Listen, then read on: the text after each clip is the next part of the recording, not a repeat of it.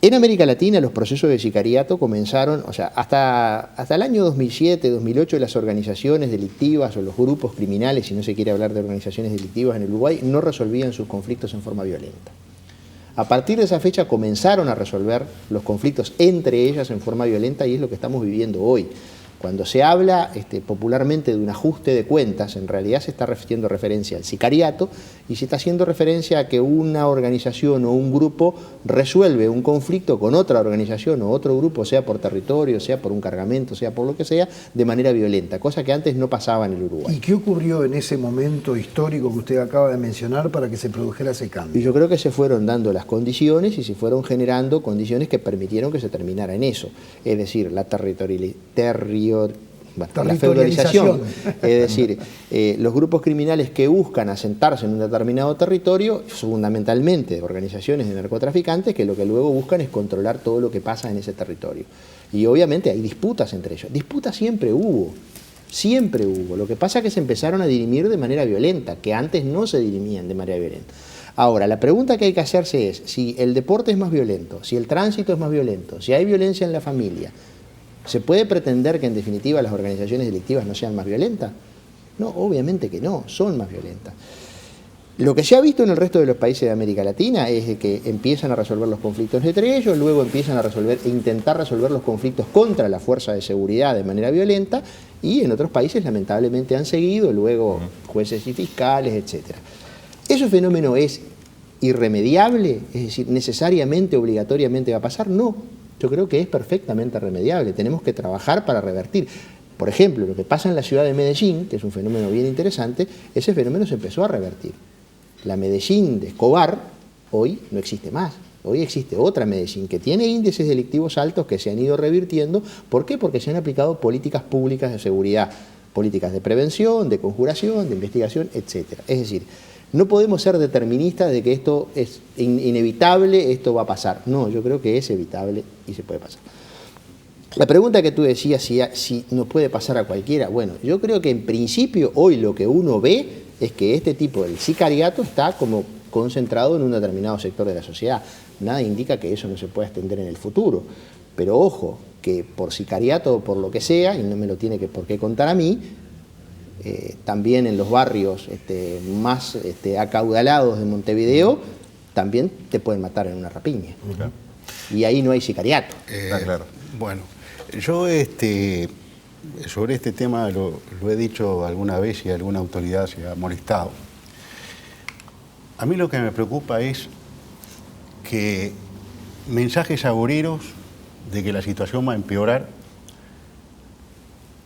esos mensajes desgraciadamente se cumplen cuando se supone que hay fuerzas y que el Estado tiene que defendernos de esa situación. Entonces yo veo que no tiene que ser irremediable este tema, ¿no? Es decir, acá el señor fiscal manifestaba qué pasó, es decir, cuál fue la evolución a lo largo de los años. Acá oímos que los responsables de seguridad nos hablaron de feudalización. Hoy parece que estamos frente a fenómenos de feudalización.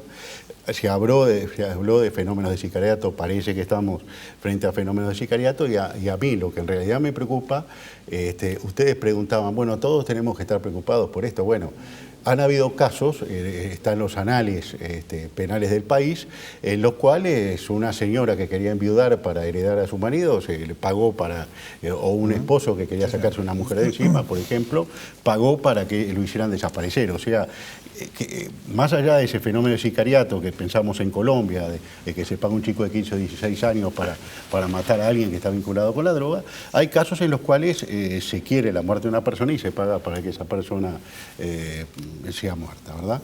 Pero a mí yo lo que quiero transmitir es esto, la preocupación y no solo a partir del cargo que ejerzo, sino esencialmente como ciudadano, de que hemos venido a lo largo de estos años escuchando mensajes agoreros, vuelvo a repetir, que dicen que viene un mal y que aquellos que tienen que conjurar ese mal no lo conjuran, entonces parece que hay como una que es irremediable.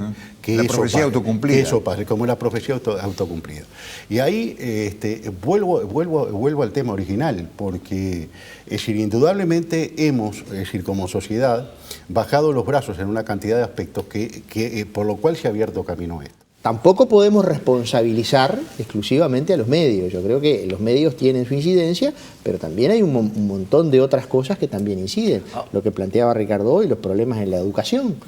Tenemos índices de deserción escolar preocupantes, el tema de la familia que ya no sirve más de contención, etcétera, etcétera, etcétera. O sea, hay un montón de cosas que atacar en la base. Eso es absolutamente cierto y es una de las patas de una política pública de seguridad. Ahora, a propósito de las cuestiones culturales a las que usted hace referencia, Díaz... Lo que no podemos decir es, como este es un factor, no podemos atacar las causas o las causas nos va a llevar mucho tiempo, no vamos a atacar las consecuencias. No, claramente. No, de ninguna manera. Eso está siempre presente, ¿no? Pero yo quiero rescatar además el mensaje de que no estamos con la incapacidad de hacer algo con esto. Claro. Es decir, justamente, que me parece que es lo más importante en realidad, ¿no? El término de que, bueno, esto va a ocurrir y nos va a pasar por arriba y estos fenómenos sí o sí nos tienen que ocurrir. Todavía parecería que estamos a tiempo de hacer algo a propósito de eso. Sin ¿no? duda, porque hay países que han estado mucho peor que nosotros y ya lo han podido revertir. Entonces, que es posible detenerlo, que es posible revertirlo, sin duda, y sobre eso es lo que hay que trabajar. Yo comprendo un poco lo que decía Ricardo planteando el tema de los mensajes a veces agoreros, la autoprofecía cumplida, lo que puede terminar pasando, en definitiva, es también siendo una justificación de parte de determinados agentes estatales para pedir más recursos. Eso puede ser que esté ahí sobrevolando subyacente. También la palabra agorero no me gusta demasiado, pero está bien, en el lenguaje castellano tiene su significado y yo creo que a veces las personas que se encargan de la seguridad o los responsables, en definitiva, de la fuerza de seguridad, porque responsable de la seguridad en realidad no es solo el Ministerio del Interior. No, claro. Responsable de la seguridad somos todos y todos acá tenemos en esta mesa, todos no, nosotros dos tenemos responsabilidad en ese tema. Yo creo que a veces los responsables de la fuerza de seguridad muchas veces lo que plantean son advertencias o ponen de manifiesto determinados fenómenos que están sucediendo. Tampoco creo que creo no, estoy absolutamente convencido que lo han hecho desde la convicción de que hay que tratar de revertir esos procesos. Yo no le atribuiría la intención de plantear esto va a pasar y descarto desde ya que ninguno de ellos va a estar satisfecho porque lo que... Bueno, yo nunca dije eso. No, pero digo, es importante. Dije. Yo sé que no y por eso me gustaría aclararlo. A mí me parece que hay una preocupación genuina. No, pero perdóneme, no condicionemos la voluntad de Pérez Manrique, porque a mí no me quedó claro todavía, No me quedó claro, yo creo francamente que hay, no me quedó claro. ¿Dónde está la crítica? Pero es muy claro, la crítica está en que se plantea que vamos a este camino, que estamos corriendo esos riesgos, sí, y esos riesgos se producen. Pasa el tiempo y esos riesgos se produjeron. Pero y eso es, o sea, ¿usted no lo ve como una casualidad? No, yo lo que digo que de alguna forma no hemos sido lo suficientemente eficientes todos, y acá... Ahora creo que entendí. Todos no hemos sido lo suficientemente eficientes como para impedir que esos resultados se dieran. Porque hay algunas cosas de esas... sabemos que va a ocurrir tal cosa, sí, pero y hay después algunas cuando cosas, ocurre exacto, no la podemos combatir. Pero hay algunas de esas cosas que Ahora pasan independientemente de lo que se plantea creo que en lo el país. primero que había que tratar de hacer es evitarlo. Claro. Probablemente quien lo plantee, muchas veces lo plantea como advertencia, tratando de decir, bueno, hay que desarrollar actividades para evitarlo. Exacto. Y en ese sentido fracasamos, pero no fracasa solo quien hace la advertencia.